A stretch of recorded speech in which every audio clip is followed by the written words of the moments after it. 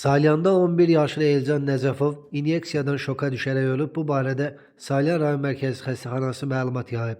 Bildirilib ki, yanvarın 4-ü saat 17:30 radələrində 2015-ci il təvəllüdlü şəxs ağır vəziyyətdə Salyan rayon mərkəzi xəstəxanasına gətirilib. Ona ilkin tibbi xidmətlər göstərilib.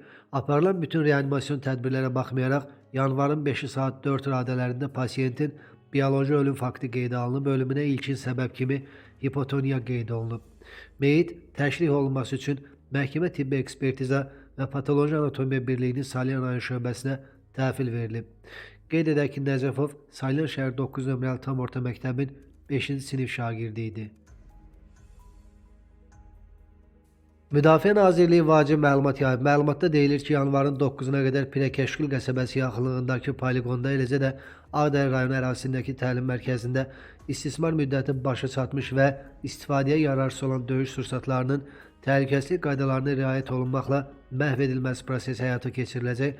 Partlayış səsləri ilə əlaqədar əhalini təşvişə düşməməyə çağırır və narahatlığa heç bir əsasın olmadığını diqqətə çatdırırıq deyə məlumatda deyilir.